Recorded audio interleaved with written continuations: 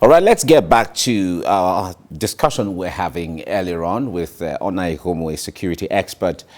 He is back on now. Ona, it's good to have you join me now. Due to network, we had some distortions earlier. But I was asking you earlier that on the papers this morning, some of the reports credited to the Minister of Defense was calling on Nigerians to rise up against bandits and banditry. And the interpretation that a lot of people attach to that is that they should defend themselves against banditry and insecurity. I wonder what you make of that. Thank you very much. Well, what the Minister of Defense was saying that people should defend themselves. It takes us back to the Statute of Winchester in 1285 in England, when he said that every adult male of the age of 12 and above should carry a weapon and defend their communities, defend their homes. And I think that is probably what the Honorable Minister is referencing, because he's given a clear acknowledgement of the fact that the security forces are not able to do it alone.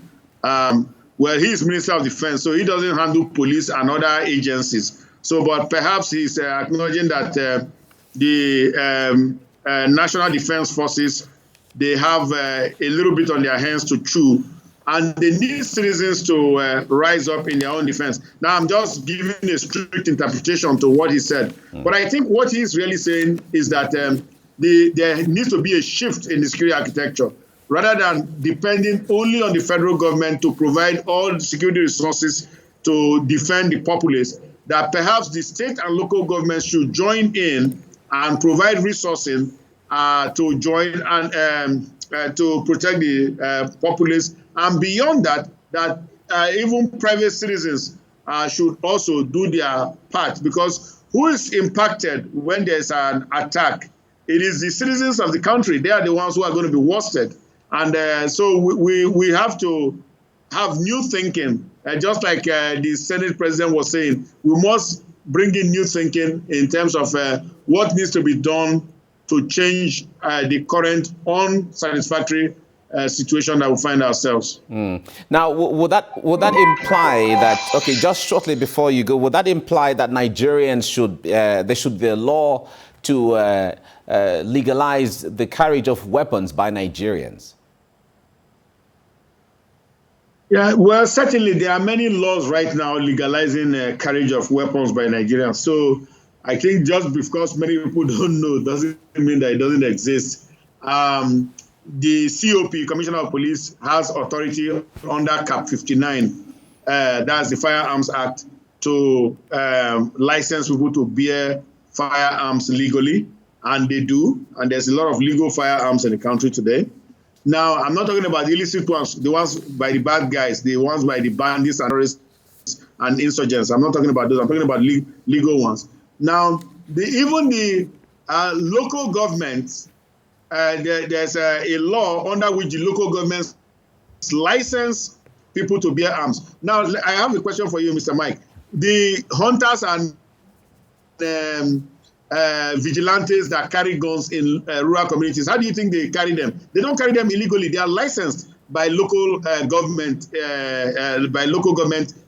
councils to carry those arms. So what I'm saying is there's already legislation that authorizes carrying of firearms by private citizens. But I think what he was referencing was that there is a need for that is for the whole of Nigeria. It's like a whole of country approach to security. Okay, now let me give you a good way to think of it.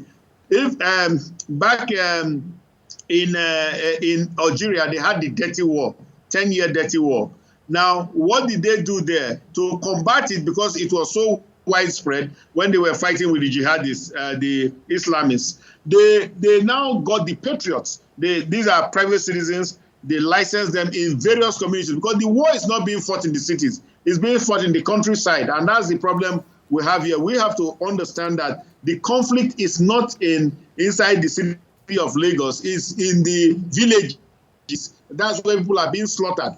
And so they licensed these patriots to help provide security. They extended the national forces into those areas to provide security, and that's how the war was won after 10 years. So that's what we have to realize. Insurgency is not a battle you win in a day. It's a long-term struggle. All right. Thank you so much, Dr. Ona Ekhomu, for talking to us on TVC News. We appreciate you.